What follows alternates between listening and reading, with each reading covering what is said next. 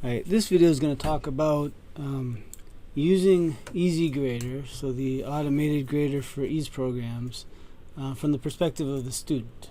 So you've probably been directed to this video because you're in a class where EESyGrader is going to be used, and hopefully this video will help you understand how to prepare your homework submission in a way that's compatible with EESyGrader. So first of all, why use EESyGrader?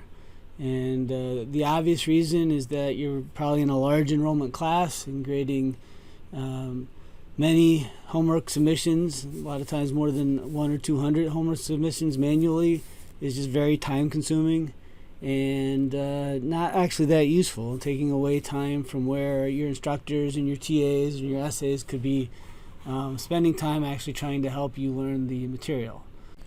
Because the autograder can adjust the input parameters, it's possible for your instructor to actually tell you the right answers for one or more specific set of input parameters or test cases.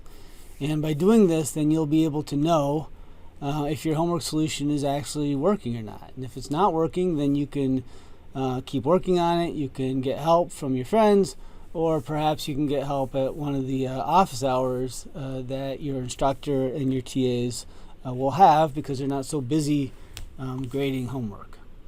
The eventual grading process is going to occur with an entirely different set of input parameters. So this approach is kind of like a computer science class where you might have some test cases that allow you to test your program, but then once your program is submitted, it'll be run for other sets of parameters.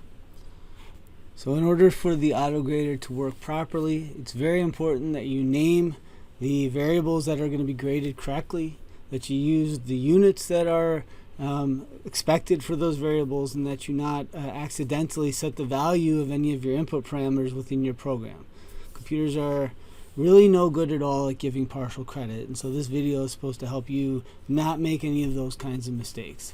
And there's a number of things that we can do to help make sure that you haven't messed up the format of the assignment. For each of the assignments that you get, there will be a starter code, an EASE code that you'll download, and it's going to contain a header that you should not change. And the header will set the inputs, so the input variables, to the values corresponding to one of your test cases, and it will indicate clearly what variables you need to calculate and also what units those variables should be in. If you're using a recent version of EASE, you can actually check that each of the required output variables are present and that they're all spelled right. Finally, the header should give you a second test case, which will allow you to change the value of the input variables and then be sure that the output variables also change to their new correct values. So at that point, there's very few ways where you can have messed up the format of your submission, and so hopefully you won't lose any points on that front. So here, let's do a simple homework problem. We're going to calculate the volume and the total surface area of a cylinder given its length and its diameter. So here's the problem statement that you would get.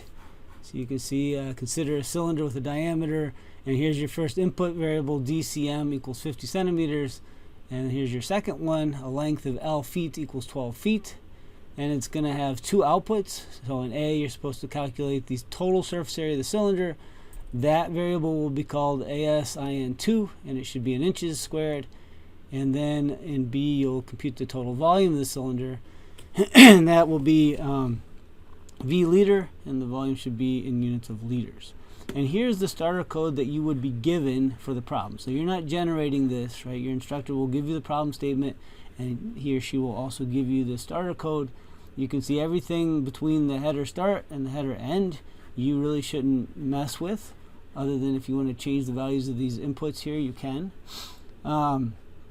If you read this carefully, you'll see that it's setting these inputs to the values from the first test case, which are the values in your problem statement, and it's actually telling you that these are the variables that need to be calculated, ASIN2 and V liter. Here's the answers you should get, and here's the units that they should be in. And not only that, if you change these inputs from 50 and 12 to 30 and 6, then you should be calculating these variables, and their values should change to these values. So, you know, with these with this prompt, there's not a lot of ways that you can mess up, right? I think you have two shots to make sure you're doing it right. All right, so let's do the calculations needed to answer this question. It's pretty easy, I think. Notice that the calculations, the equations that I enter have to go outside of the header block, right? I don't want to ever put anything inside the header block. So I'm going to convert the diameter and length into base SI units. It'll just make my calculations easier. So D is DCM times convert from centimeters to meters. L is L feet converted from feet to meters. And then I can calculate the cross-sectional area of the cylinder. That's just pi d squared over 4. And the surface area is of the sides, which is just pi d times L. And then it's asking for, in part A, the volume. So the volume is the cross-sectional area times the length. And the surface area, which would be the area of the sides, plus the area of the ends, which is 2 times the cross-sectional area. And because I'm using base SI inputs, right? I converted everything to base SI. I know that the volume I just calculated is in meters cubed, and the surface area is in meters squared. That's not the units that I need, right? So I need a variable called EESIN2, and it needs to be in inches squared. So I'll go ahead and do that. EESIN2 is just AS, and I'll convert from meters squared to inches squared. And then I need another variable called V liter, and that's the volume converted to liters. So V liter is V times convert from meters cubed to liters. And here's my answer. And at this point, I think I've done it right. I could just go ahead and submit this and hope that I didn't make any mistakes. But there's some ways that I can double check and make sure that I did this actually correctly. And the first way is just look at the value of these two outputs. So EESIN2 has a value of 9514 inches squared, and if I look underneath the test case in this header block, that's the value that I should get for these inputs. And V liter 718.2, which is also the value I should get. So that's good. It's pretty easy to accidentally hard code an input value down here in my equations. So if that happens, then if I change these values, my equations don't change and I get the wrong answer. So I can double check that I didn't do that by changing 50 centimeters to 30 centimeters, which is the second test case, and 12 feet to 6 feet. Again, that's the second test case. So I'll go ahead and do that, and I'll solve. And I will double check that the answers that I'm getting now correspond to the answers I should get for the second test case. So 2891 inches squared, that's right. And 129.3 liters, that's also right. And then the last way I can double check that my answer is correct, or that my code is correct, is I can make sure that I didn't misspell any of these output variables. It's very easy to do, right? Leave off an underscore, or just little things that sort of your eyes slide over and you don't catch.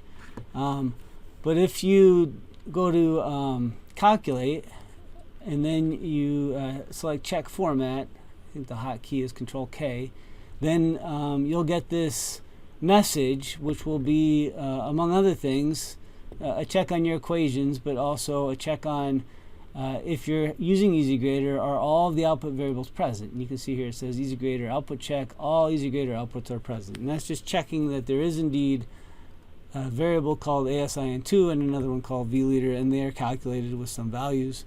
If I were to change up here from EESIN2 to EESIN_2, right, an easy change, an easy mistake to make, and I do calculate check format, it'll come up and tell me that I've made a mistake, that I don't have one of the variables that will be looked for by EESyGrader, and therefore, my grade just went from 100% to 50%, which isn't good. So this is how you use EESyGrader. Let's put this back, solve. We'll make sure there's no unit errors. We got to make sure there's no unit problems.